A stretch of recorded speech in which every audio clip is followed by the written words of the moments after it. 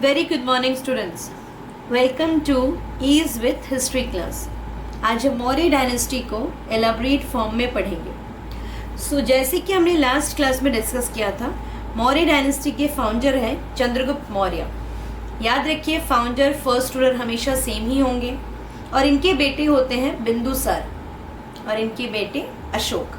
अगर हम इसको सही क्रम में याद करें तो अगर मैं उल्टे से देखूं तो ए बी सी, और इसी तरह आपको वापस से याद करना है सी बी ए, यानी कि चंद्रगुप्त मौर्य फॉर सी। उसके बाद उनके बेटे याद रखिए, मैंने याद कराया आपको, सी के बाद आएंगे बी, बी फॉर बिंदुसार। उसके बाद उनके बेटे ए से अशोक, यानी ए बी सी को आपको उल्टे तरीके से याद करना है। हिस्ट्री में कई बार मुश्किल होता है, आप ईयर्स कैसे याद करेंगे, आप हिरार्की कैसे याद करेंगे, इसीलिए हमेशा उसका कोई न्यूमोनिक्स, कोई शॉर्ट फॉर्म, कोई राइमिंग वर्ड्स इस तरह से याद कर लें। Coming to here literary sources. पहली बात, लिटरेरी शब्द का मतलब क्या है? इसका मतलब है रिटन फॉर्म, कहीं भी अगर कुछ लिखा हुआ है। तो जी हाँ, मौर्यास के बारे में हमें 3 किताबों में ज़्यादा मिलता है। पहला है अर्थशास्त्र, जो हमने देखा कौटिल्य सर ने लिखा है। कौटिल्य जी का दूसरा नाम है विष्णुगुप्ता, इन्हीं का और एक नाम है चाणक्य। उसके बाद एक और किताब है इंजिका, जो लिखी है मेगास्थनीस ने। याद रखिए, मेगास्थनीस एक ग्रीक एम्बेसडर हैं। अब बात आती है कि ग्रीक क्या होते हैं। जैसे हम इंडिया में रहते हैं इंडियन, तो जो ग्रीस में रहते हैं वो है ग्रीक। ओके, और कौटिल्य एक ब्राह्मण है। ठीक है। मुद्र राक्षसा भी एक किताब है जो विशाख दत्त ने लिखी है। इन 3 किताबों से हमें पता चलता है मौर्यास के बारे में। तो क्या कोई और किताब नहीं है? बिल्कुल है, पर अभी के लिए हमारी जानकारी के लिए 3 किताब से हमें ज़्यादा इन्फॉर्मेशन मिलती है। अगला अब हम जानेंगे चंद्रगुप्त मौर्य के बारे में। पहली बात, वो एक क्षत्रिय हैं। क्षत्रिय मीन्स वॉरियर, और इनके माताजी और पिताजी का नाम याद रखिए, मौर्य पिताजी और मुरा यानी माताजी। तो क्या मौर्य बहुत से किताबों में दिया है? जी नहीं, कई दफ़े पिताजी का नाम बहुत से अलग वेरिएशंस में है, लेकिन हम for the safe side Maurya याद रखेंगे। एग्जाम में नहीं आता, हम बस जानकारी के लिए पढ़ रहे हैं। अगला हम समझेंगे कि अगर कोई राजा एक डायनेस्टी को चला रहा है, फाउंडर है, तो ऑफकोर्स उसने किसी को हराया होगा। बिल्कुल, उसने नंद डायनेस्टी, याद रखिए, नंद डायनेस्टी के आखिरी राजा धनानंद को हराया था। अब क्या ये नाम डिफिकल्ट है याद करना? बिल्कुल नहीं। आप नंद के आगे DHA लगा दीजिए तो धनानंद हो जाएगा।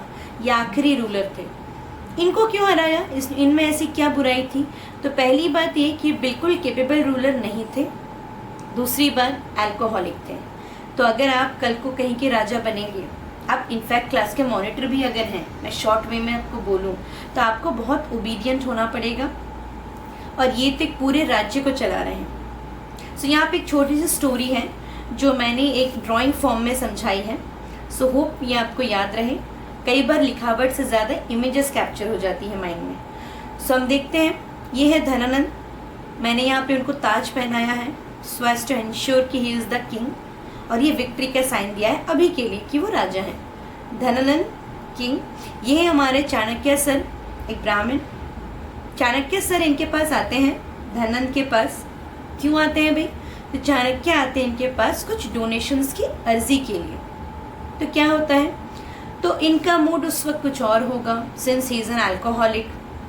ये क्या करते हैं, चाणक्य के बात को नज़रअंदाज करते हुए इन्हें पुश करते हैं। अब अगर आपको ड्राइंग थोड़ी समझ में आ रही है तो मैंने यहाँ पे लिखा है पुश्ड हिम।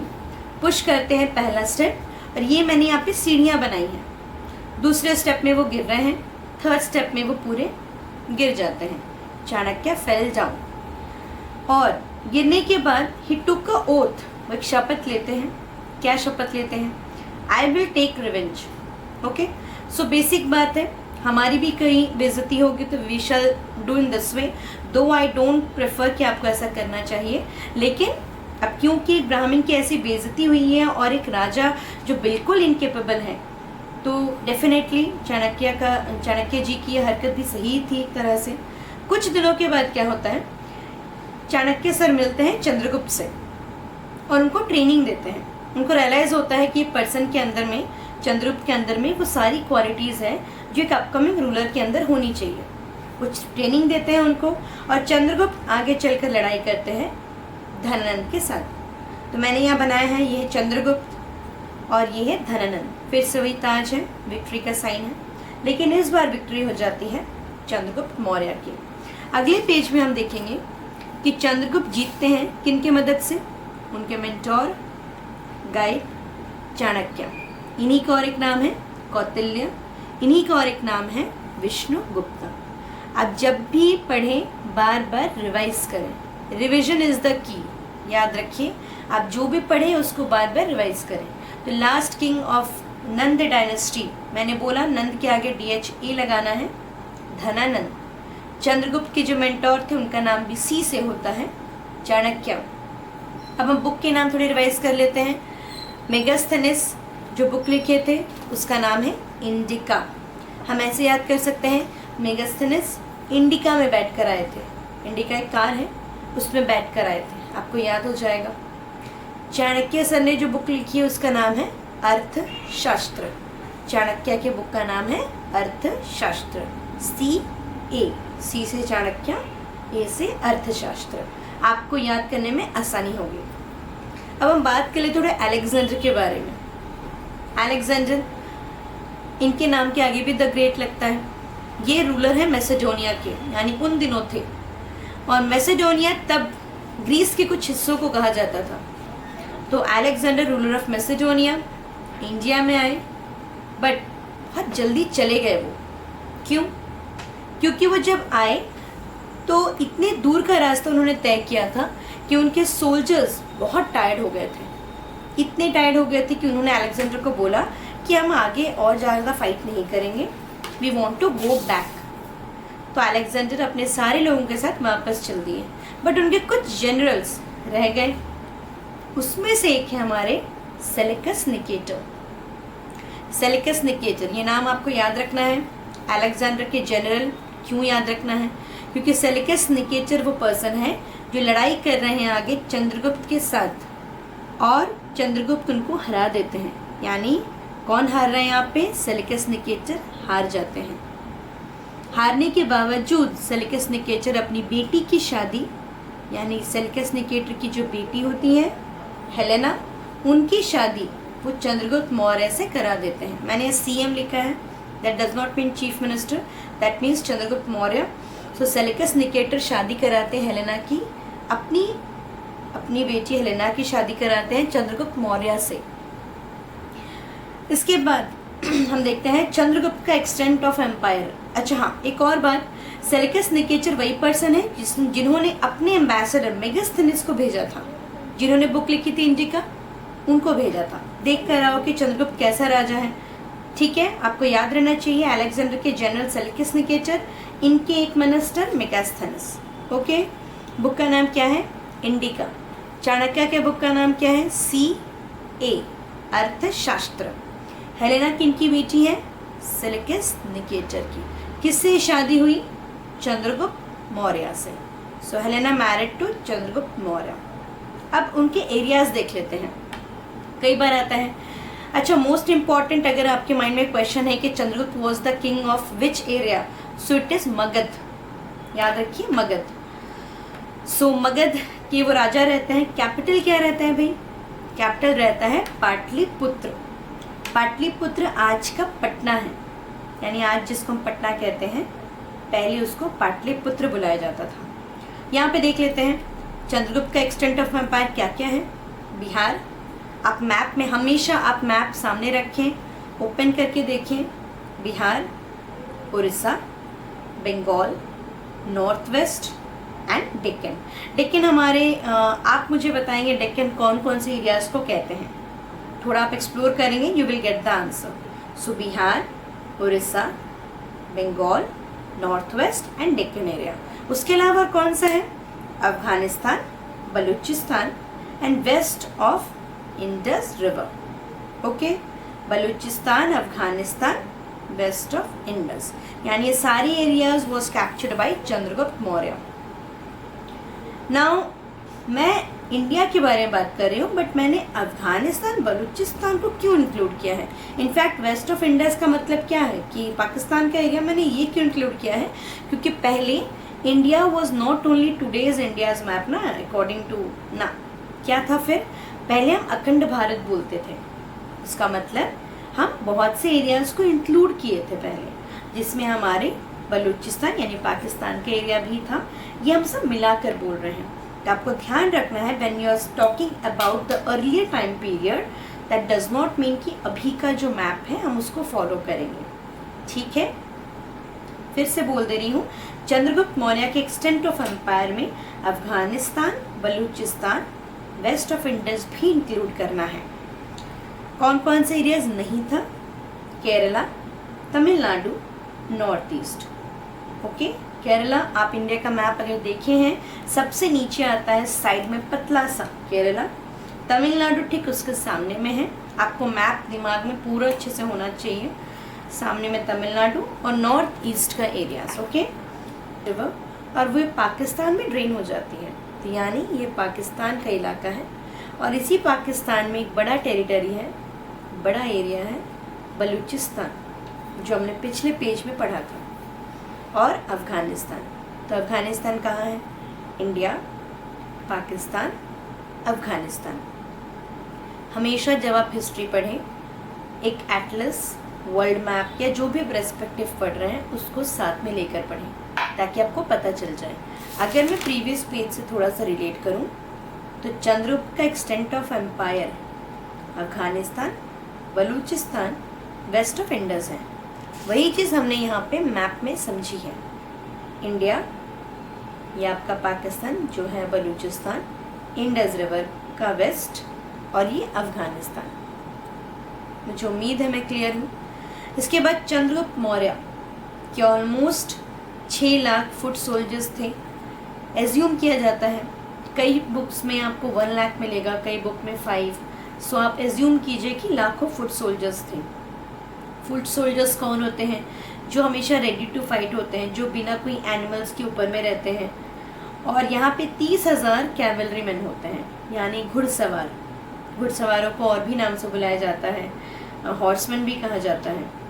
9,000 elephants, 8,000 chariots. ये सारे एक अमूमन आइडिया है कि इतने होंगे।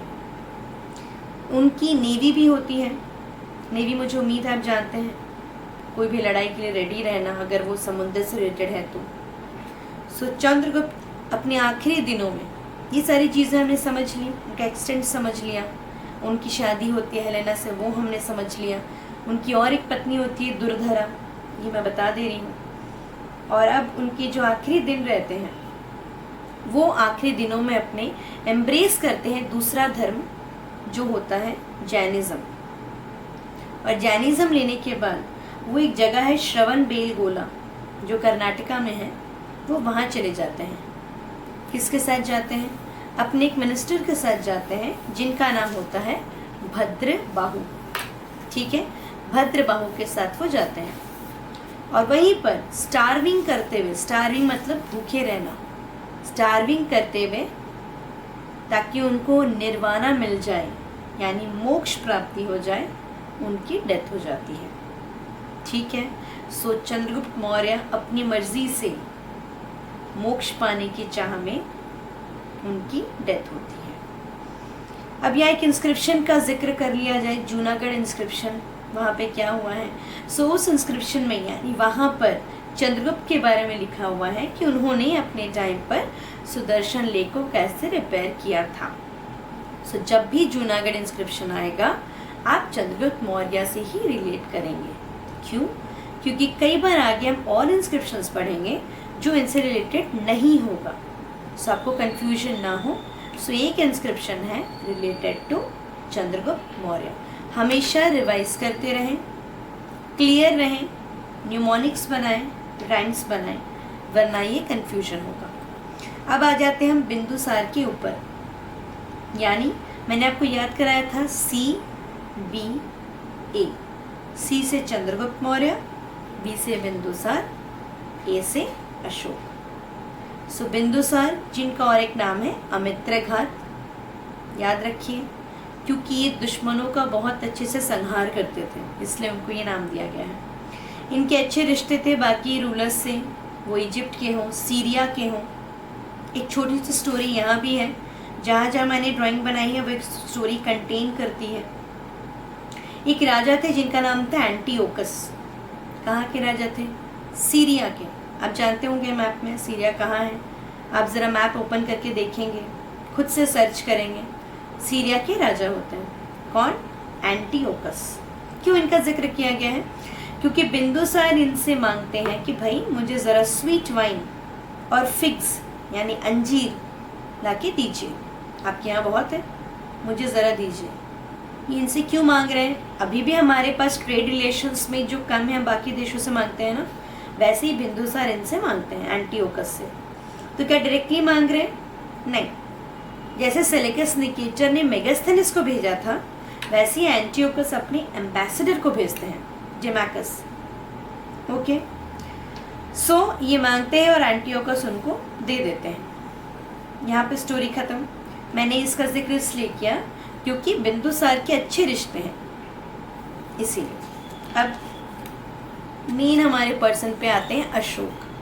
क्योंकि अगर आप मौर्य डायनेस्टी के बारे में पढ़ रहे हैं तो अशोक के बारे में जिक्र is very very important. Ashok के बारे में सबसे पहली बात यह है, ये अपने 99 भाई को मारकर गद्दी पे आके बैठे हैं, ऐसा कहा जाता है।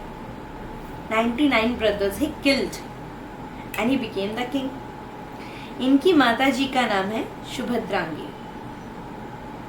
अगेन ये सब मगध के ही राजा हैं, पिताजी भी वहीं के, अशोक वहीं के। पाटलिपुत्र उनका कैपिटल है, जो अभी पटना है। कुछ इम्पोर्टेंट शहर होंगे, जैसे हम उड़ीसा में भी कुछ इम्पोर्टेंट शहरों के नाम बोलते हैं। हम भुवनेश्वर का कैपिटल जानते हैं, लेकिन हम राउरकेला को भी स्टील सिटी है तो इम्पोर्टेंट है, संबलपुर है इम्पोर्टेंट है, झारसुगुड़ा है इम्पोर्टेंट है। वैसे ही मगध में भी कुछ इम्पोर्टेंट एरियाज थे, सिटीज़ थे, उनके नाम यहाँ पर हैं। पाटलिपुत्र, तक्षशिला, उज्जैन, कौशाम्बी। ठीक है। अब ये जो सिटीज़ हैं आप मुझे बताएंगे कौन सा कहाँ पर है। ऐसा क्यों? क्योंकि तब अखंड भारत था, अखंड भारत में ये सारे एरियाज इधर उधर थे। तो आप मुझे बताएंगे कि ये एरियाज कौन से कहाँ पर हैं और आज उनका क्या नाम है। ऐसा क्यों? आप जब एक्सप्लोर करेंगे तो आपको पता चलेगा कि आप इमेजेस देख के समझेंगे, आप जानेंगे कि अभी वो कहाँ पर सिचुएटेड है। इसके बाद हम इंस्क्रिप्शंस पे आते हैं, लिखावट। तो यहाँ मैंने कुछ वर्ड्स लिखे हैं, major rock edicts, minor rock edicts, 7 pillar edicts. ये सब क्या है? कुछ इंपॉर्टेंट ऐसे एडिक्ट्स है, राइटिंग्स हैं जो अशोक के बारे में लिखी गई है, उनको 3 भाग में डिवाइड किया गया है। वैसे तो बहुत है, लेकिन फिलहाल उनको 3 भाग में डिवाइड किया गया है। कुछ इंस्क्रिप्शंस में अशोक का नाम दिया गया है, देव नाम प्रिया, पियादसी। कई बुक में देव नाम पिया है, प्रिया है, इसका मतलब है जो बिलव्ड है गॉड का, भगवान को प्रिय है। तो अशोक का ऐसा नाम दिया गया, इंस्क्रिप्शंस में लिखा हुआ है। आप ऐसे समझिए, कहीं पर आप कुछ लिख कर जा रहे हैं, अगर आप किसी खंबे पे, रॉक्स पे लिख कर जा रहे हैं, वो तो मिटेगा नहीं ना। आपने अगर अच्छे से लिखा, एनग्रेव किया है, चौक से नहीं, एनग्रेव किया है, वो नहीं जाएगा जल्दी। तो अभी कोई आज से 10 ईयर्स के बाद उसको कोई पढ़ेगा तो वो जानेगा ना आपके बारे में। वैसे ही अशोक के बारे में किसी ने लिखा है, देव नाम पिया, पियादसी, उनका कोई मिनिस्टर ने लिखा होगा, लोगों ने लिखा होगा, तो हम आज जानते हैं ये बात। इंस्क्रिप्शन इनके कहाँ कहाँ मिलते हैं? इंडिया में तो मिलेंगे ही। पाकिस्तान, अब आप, आई होप अब आप नहीं समझेंगे पाकिस्तान क्यों, क्योंकि आपको पता चल गया होगा कि हम अखंड भारत की बात कर रहे हैं, जो इंक्लूड करता है पाकिस्तान, नेपाल और अफगानिस्तान। ये सारी एरियाज में हमको इंस्क्रिप्शंस मिलता है रिलेटेड टू अशोक। ओके, कौन सा भाषा में मिलता है? प्राकृत, ब्राह्मी स्क्रिप्ट। ठीक है, ये याद रखिए, तब ना हिंदी था ना इंग्लिश था, ये भाषा आपको पता होनी चाहिए। प्राकृत भाषा चलती थी, ब्राह्मी स्क्रिप्ट चलता था, और क्या था? ग्रीक था। याद है ग्रीक एम्बेसडर आए थे, मेगास्थनीस। मैं बस रिलेट करूँ ताकि आपको याद रहे। अरामिक एक भाषा था, खरुष्टी स्क्रिप्ट थी। आप मुझे बताएंगे ये अरामिक भाषा कहाँ चलती थी, अभी चलती है या नहीं? खुद से थोड़ा एक्सप्लोर करेंगे, याद रहेगा। खुद से किएगा काम याद रहता है। अशोक पहले राजा थे जो डायरेक्टली लोगों से बात करते थे अपने इंस्क्रिप्शंस के थ्रू, यानी किसी ने उनके बारे में लिखा है, हम जाके पढ़ रहे हैं, तो डायरेक्टली बात करना है ना, हमको पता चल गया वो राजा कैसा है। नाउ कमिंग टू हियर, हम थोड़ा यहाँ आते हैं सांची स्तूप के बारे में। सांची स्तूप अशोक ने बनवाई थी, ये मध्य प्रदेश में है, ठीक है, और ये डेडिकेटेड है बुद्धिज़्म को, यानी ये अशोक क्योंकि बुद्धिज़्म ले लिए थे, सो ये इम्पॉर्टेंट है बताना, ये मैंने आगे मेंशन किया है क्योंकि इनके जो दादाजी थे उन्होंने जैनिज़्म एम्ब्रेस किया था, चंद्रगुप्त मौर्य, इन्होंने बुद्धिज़्म एम्ब्रेस कर लिया और इसी के तहत उन्होंने एक स्तूप बनाया सांची स्तूप नाम का। कहाँ बनाया? मध्य प्रदेश में बनाया। ओके, इसके अंदर में आप कभी विजिट करेंगे तो आप देखेंगे इनके जो सिंबल्स, मॉन्यूमेंट में ही जो सिंबल्स बने हैं वो गौतम बुद्ध से रिलेटेड हैं, बुद्धिज़्म के बहुत सारे एरियाज से रिलेटेड है। अंदर में भी कुछ रेमिनेंट्स हैं, कभी जाएंगे तो यू विल सी। अब अशोक के बारे में कुछ और पॉइंट्स देख लेते हैं, इनके एरियाज कहाँ से कहाँ तक स्प्रेड है। हमने चंद्र के बारे में भी पढ़ा था, अशोक के बारे में भी देखना होगा। नॉर्थ वेस्ट माउंटेन्स यानी इंडिया के नॉर्थ वेस्ट, तो एज्यूम कीजिए अगर ये इंडिया है तो इसका नॉर्थ ऊपर का इलाका, वेस्ट ये मतलब ये इलाका नॉर्थ वेस्ट, ठीक है, ऊपर की तरफ पाकिस्तान की तरफ। North west mountains of Hindu Kush, आप लोग मुझे बताएंगे हिंदू कुश कहाँ है, आप तुरंत देखते जाएंगे तो यू विल अंडरस्टैंड, हमेशा एटलस रखेंगे आप। सो नॉर्थ वेस्ट माउंटेन से लेकर रिवर पेन्नार, पेन्नार रिवर मैं ही बता देती हूँ मैसूर में है, यानी आज के डेट में आप कर्नाटका विजिट कर रहे हैं तो you will see a place as Mysore, यानी आप एज्यूम कीजिए इतना बड़ा एरिया।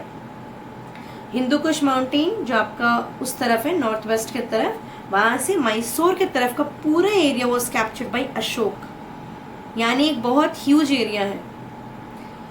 नेक्स्ट, ऐसे ही हम उनको अशोक द ग्रेट नहीं बुलाते हैं। दो वो और बात है कि 99 ब्रदर्स को मार कर ही केम टू द थ्रोन, दो he was cruel in the earlier period, वो और बात है कि बाद में वो बुद्धिज्म लेते हैं।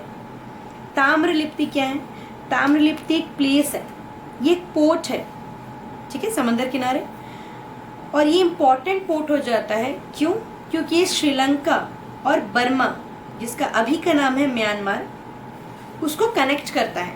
यानी अगर आपको यहाँ विजिट करना है तो आप ताम्रलिप्ति से होते हुए श्रीलंका या बर्मा, बर्मा तो जस्ट नज़दीक है हमारे, और श्रीलंका है southern part of India, south में आप जाएंगे तो, ठीक है। तो अगर आएगा important port during Ashok period या मॉडर्न पीरियड तो ताम्रलिप्ति। अच्छा, अशोक के अच्छे रिश्ते भी हैं, किसके साथ है भाई? पंड्यास के साथ, चोलास के साथ एंड चेरास के साथ। चेरास का और एक नाम था केरल पुत्रास, सो आपको नाम से पता चल गया होगा ये केरला के लोग हैं, केरला के राजा। पंड्यास तमिलनाडु के तरफ थे, मदुरई, चेन्नई, और चोलास आप बताएंगे कहाँ के हैं। यानी कि अशोक के सदर्न लोगों से भी अच्छे रिलेशंस थे। It's very important to understand कि इनके रिश्ते ज़्यादा लोगों से खराब नहीं हैं। I hope I am clear to here. Kalinga war very important, 261 में हुआ था कलिंग वॉर, 261। इसी वॉर का ईयर पूछते हैं, नहीं तो I have never seen that any question related to year has been asked. Still आप ये ज़रूर पढ़ेंगे। अशोक ने कलिंग वॉर किया, ये उनके लाइफ का टर्निंग पॉइंट था, क्योंकि इसके बाद से ही उन्होंने बुद्धिज़्म को अपना लिया। He fought in Kaling, he won, but bloodshed shattered his mind. जीत तो गए लेकिन इनका माइंड बिल्कुल भी काम नहीं किया। ओके, कलिंग प्रीवियस नेम है, ओरिसा अभी का नाम है, और ये तो खैर रिसेंट नाम है। तो याद रखिए, अगर आप एक वॉर कर रहे हैं एंड आप वहाँ सामने खून की पूरी नदी देख रहे हैं, बच्चे रो रहे हैं, माँ बाप रो रहे हैं, वाइफ रो रही है, बहन रो रही है, तो एक सर्टेन पॉइंट ऑफ टाइम के बाद you will not be in a good state of mind. Okay, और ऐसा नहीं कि एक छोटे कमरे में हुआ था, ये बहुत बड़ा फील्ड था। ब्लड की नदी is not at all good if a person is seeing that. तो उसके बाद इन्होंने एम्ब्रेस किया बुद्धिज़्म। जैसे बुद्धिज़्म लिया, ही फॉलोड एवरी रिचुअल, उन्होंने ह्यूमैनिटी को भी कंसिडर किया, एनिमल्स का ध्यान रखा, सेंट पीस एम्बेसडर्स भेजे लोगों को, वेस्ट एशिया में, अगेन जब भी आपको मैं ऐसे टर्म बोल रही हूँ आप तुरंत मैप में देखेंगे, यानी अगर ये इंडिया है, एज्यूम करते हैं ये इंडिया है, तो वेस्ट, और इंडिया हमारे एशिया में। फर्स्ट ऑफ ऑल आपको पता होना चाहिए देयर आर 7 कॉन्टिनेंट्स, जिसमें Asia is the largest one, ये एशिया है, इसका वेस्ट इलाका। वेस्ट हमेशा आप सोचिए राजस्थान की तरफ, ईजी, हमेशा इजी तरीका खोजिए टू रिमेंबर, राजस्थान का तरफ वेस्ट हो गया, यानी वेस्ट ऊपर तरफ और चले जाएंगे। तो वहाँ पे भी एम्बेसडर्स भेजे, लोगों को भेजा कि जाओ सबको बताओ कि बुद्धिज़्म क्या है। ग्रीस में भी भेजा, ग्रीस का है, देखिए मैंने एक छोटा सा मैप बनाया है, ये इंडिया मैंने मेंशन किया, ये ईस्ट वेस्ट। ऊपर की तरफ आप जाएंगे, आप मैप में अभी भी अगर देख रहे हैं तो यूरोप आपको मिलेगा और सबसे नीचे आपको मिलेगा ग्रीस, यानी कि अशोक ने इंडिया के बाहर भी एम्बेसडर्स भेजे हैं। उनके रिलीजियस पॉलिसीज टॉलरेंट थी, मतलब इसका मतलब है उनको कोई भी धर्म से कोई प्रॉब्लम नहीं था। वो ऐसे नहीं थे कि आपको बुद्धिज़्म ही अपनाना है। वो एम्बेसडर्स भेज तो रहे हैं बट वो बस बता रहे हैं कि आप गो फॉर बुद्धिज़्म, आप जाइए बुद्धिज़्म देखिए, अपनाइए, आपको नहीं अच्छा लग रहा come back to your own religion, but ये इतना अच्छा रिलीजन है कि आप खुद से इसको एम्ब्रेस करेंगे। तो इसीलिए वो टॉलरेंट, कोई भी रिलीजन धारण करे, इट्स ओके। एडमिनिस्ट्रेशन सिस्टम इनका बहुत ऑर्गेनाइज्ड था। ऐसे ही again I am saying he was not called as the great, बहुत सारे पॉइंट्स हैं। टैक्स कलेक्टेड पीजेंट्स से लेते थे टैक्स, 1/4 से 1/6 ऑफ द प्रोड्यूस, मतलब बहुत से लोग इसको नहीं समझते तो मैं एक एग्जाम्पल से बता रही हूँ। सोचिए मैंने एक धान उगाया है, ओके, खेत में, एंड उसका प्रोड्यूस आ रहा है, सोचिए 100 रुपीज़ लेट्स से, तो उसका 1/4 हो जाएगा, उसका 1/4 होगा 25 rupees, okay. So that means 25 rupees जो होगा वो मुझे देना होगा, किसको, उस टाइम का जो रिस्पेक्टिव पर्सन होगा उसको 25 रुपीज़ देना होगा, ठीक है, यानी कि अशोक को हो गया।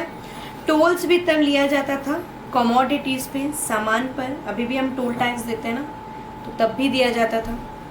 सबसे सिग्निफिकेंट क्या था उस टाइम पर, स्पाई सिस्टम, जासूस, ताकि राजा को पता चले एग्जैक्टली क्या चल रहा है आसपास। ये सारी चीज़ें हैं। एडमिनिस्ट्रेशन पे थोड़ा आ जाते हैं, लोग कैसे थे, कैसे रूल कर रहे थे, ओके। सेंटर, सेंटर मतलब जब भी लिखा होगा ना आप इसको इंडिया ही समझेंगे, पॉलिटी में भी हम पढ़ेंगे, सेंटर मीन्स इंडिया, यूनियन। तो ये सेंटर, इसके हेड होंगे हमारे किंग, जिसके पास कंप्लीट अथॉरिटी होगा पूरा राज्य चलाने का, बट उनके साथ काउंसिल ऑफ मिनिस्टर्स होंगे। COMS का मतलब है काउंसिल ऑफ मिनिस्टर्स, अभी भी है ना हमारे राजा के साथ, प्राइम मिनिस्टर सर के साथ रहते हैं ना। उनको पहले मंत्री परिषद बुलाते थे, ये तो इंग्लिश टर्म है, मंत्री परिषद। उसके बाद प्रोविंस यानी स्टेट, उसको तब रूल करते थे कुमार, रॉयल प्रिंस, राजा का बेटा जो होगा, राजा तो यहाँ पर है पर उसका बेटा स्टेट पे रूल करेगा। आई होप आई एम क्लियर। उसके बाद अच्छा, अगर बेटा रूल कर रहे हैं, सोचिए कुमार रूल कर रहे हैं, उनको भी तो वही सपोर्ट करेगा ना, हेल्प करेगा, तो महामात्यास बुलाया जाता था जो सपोर्ट करते थे। मंत्री परिषद भी ऑल्सो वी कैन कॉल महामात्या, मंत्री परिषद किन के लिए है, कुमार के लिए है। सेंटर में सिर्फ मंत्री परिषद। डिस्ट्रिक्ट पे आ जाते हैं, अभी भी हमारे पास डिस्ट्रिक्ट है। प्रदेशिका, हेड जो होंगे उनको प्रदेशिका बुलाएंगे, अभी हम जिलाधिकारी बुलाते हैं, तब प्रदेशिका, उनको हेल्प कौन करेगा, युक्ताज। युक्ताज कौन होते हैं, ये डिस्ट्रिक्ट ट्रेजरर ऑफ रेवेन्यू, पैसे का हिसाब किताब, ये सारा चीज़ देखना, डिस्ट्रिक्ट के हेड का हेल्प करना। और भी कई हैं बट ये इंपॉर्टेंट पोस्ट है। विलेज की अगर मैं बात करूँ, गांव की हेरारकी देखिए, सेंटर पूरा एक साम्राज्य, पूरा अखंड भारत, कुछ राज्य, डिस्ट्रिक्ट, विलेज। गांव में जो हेड होंगे ग्रामीणी बुलाया जाता था। 32 डिपार्टमेंट बनाए गए थे ऑलमोस्ट, कई जगह आप 30 भी पढ़ेंगे, सो मोर और लेस 32 ही होंगे आपके डिपार्टमेंट्स बनाए थे। और सबके हेड को बुलाया जाता था अध्यक्ष, यानी 32 डिपार्टमेंट के जो हेड होंगे एक उनको अध्यक्ष बुलाया जाता था। और जुडिशरी की अगर मैं बात करें, अभी भी हमने देखा है ना सिविल कोर्ट, क्रिमिनल कोर्ट है, तब भी होता था। ये उनका नाम है। अगर आप सिविल मैटर्स, घर के झगड़े के लिए जा रहे हैं, चोरी के लिए जा रहे हैं, तो धर्मस्थाई याद रखिए, ये ऐसा कोर्ट है जो ब्राह्मण जजेस डील करेंगे उससे। ठीक है, अगला हम समझते हैं कि मेगास्थेनिस ने जो अपनी बुक लिखी थी इंडिका, उसमें उन्होंने मेंशन किया था कि लोग उस टाइम पर बहुत खुश थे, हैप्पी, ऑनेस्ट थे, सच बोलते थे, क्योंकि चंद्रगुप्त मौर्य जो थे, CM stands for Chandragupta Maurya, was a very benevolent ruler. Benevolent मतलब काइंड, बहुत काइंड राजा, इसलिए लोग खुश थे, सच्चे थे। सबसे ज़्यादा लोगों की मेजॉरिटी जो थी वो फार्मर्स की थी। ठीक है, चीफ इनकम, पैसा सबसे ज़्यादा अगर आता था तो लैंड रेवेन्यू से आता था। मैंने आपको थोड़ी देर पहले बताया 1/4 और 1/6 ऑफ द प्रोड्यूस आप पैसा देंगे राजा को। तो सोचिए अगर सबसे ज़्यादा फार्मर है तो सोचिए आउट ऑफ 100 सोचिए 100 लोग हैं, उसमें से 80 लोग, सोचते हैं हम 80 पीपल, 80 लोग हमारे फार्मर्स हैं। तो 80 लोग से अगर मुझे एक एक जन से 50-50, 25-25 रुपए मिल रहे हैं तो सबसे ज़्यादा मेजॉरिटी तो इसी का होगा ना। सबसे ज़्यादा चीफ इनकम मेरा लैंड रेवेन्यू से आ रहा है। तो ये सब क्यों मैं कह रही हूँ, क्योंकि ये उस टाइम के राजा के तहखाने को, खजाने को भरेगा, और तब यही भरता था खजाना को। और ये देखिए अभी भी हम टैक्स दे रहे हैं, वो हमारे ही काम आ रहा है। तब भी लैंड रेवेन्यू दिया जाता था, वो इनके ही काम आता था जो उस टाइम के लोग प्रिवेल कर रहे थे। अर्थशास्त्र में एक बहुत इंपॉर्टेंट बात कही गई है। अर्थशास्त्र में रिवाइज करा दूँ, अर्थशास्त्र जिन्होंने बोली है, लिखी है, वो है चाणक्य, जिनका और एक नाम है कौटिल्य, विष्णुगुप्ता। सो अर्थशास्त्र ने जो हमें 2 बात बताई है, अपार्ट फ्रॉम बहुत सी बातें, कि वाटर टैक्स और रोड टैक्स भी लिया जाता था। पानी आप इस्तेमाल कर रहे हैं, रोड पे आप चल रहे हैं, सो वो टैक्स भी लिया जाता था। अब अशोका ने बुद्धिज्म तो अपना लिया, तो उसके धम्म के बारे में पढ़ना है। धम्म एक शब्द से आया है, धर्म। ठीक है, सो धर्म में आप हमेशा अच्छी अच्छी बातें जो जिसमें हिंसा बिल्कुल नहीं होगी वही आप पढ़ेंगे। तो अशोक ने क्या क्या अपनाया? पीस, शांति, रेस्पेक्ट, उन्होंने कहा लोगों को शांति रखना चाहिए, लोगों को इज्जत देनी चाहिए, लोगों को हमेशा इंसाफ मिलना चाहिए, काइंड रहना चाहिए, दयालु, बड़ों की इज्जत करनी चाहिए, हिंसा से पूरी तरह से अपने आप को दूर रखना चाहिए और सच बोलना चाहिए। और भी बातें, पर ये सारी मेन बातें हैं जो अशोकास के धम्म में कही जाती है। उन्होंने कुछ लोगों को हायर किया था, यानी अपने अंडर में रखा था कि आप जाओ बाहर, आप शांति दूत बनकर जाओ और लोगों तक शांति फैलाओ, बुद्धिज्म की गाथा गाते हुए। सो इन्हीं लोगों को धम्म महामात्रास कहा जाता है। धम्म महामात्रास, धम्म महामात्रास कहा जाता है। एक पोस्ट और रह गया है, राजुकास। ये ऐसे ऑफिसर्स होते हैं जो ज़मीन के मेजरमेंट के लिए जाने जाते हैं। ठीक है, ज़मीन के मेजरमेंट के लिए राजुकास। ये हम सारे मौर्य डायनेस्टी के टाइम पीरियड को समझ रहे हैं। आज ये सब नाम नहीं हो सकते हैं बिल्कुल, है ना। उसके बाद जब ये धम्म महामात्रास को भेज रहे थे तो उन्होंने अपने भी बच्चों को भेजा था। इनके बेटे का नाम महेंद्र, कई बुक में महिंदा भी है, चलेगा। इनकी बेटी का नाम संघमित्रा। इनको इंडिया के बाहर भेजा था कि आप जाइए बुद्धिज़्म फैलाइए ताकि लोग शांति प्रिय हो जाए और लड़ाई ना करें।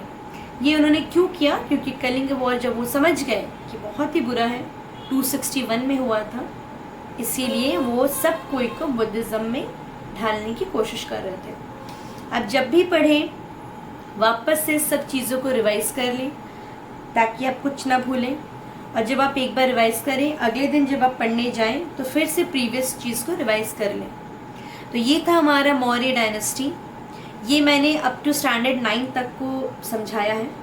अगर आप चाहते हैं इसको और मैं डिटेल में जाऊं क्लास 10, 11, 12 या कोई और सब्जेक्ट या कोई और एग्ज़ाम का, तो काइंडली मुझे बता दीजिए, आई विल प्रिपेयर अकॉर्डिंगली। और अगर कुछ और रह गया, आपका कोई डाउट है इसके बावजूद, do let me know in the comment section. तब तक के लिए take very good care of yourself and never ever give up. Thank you.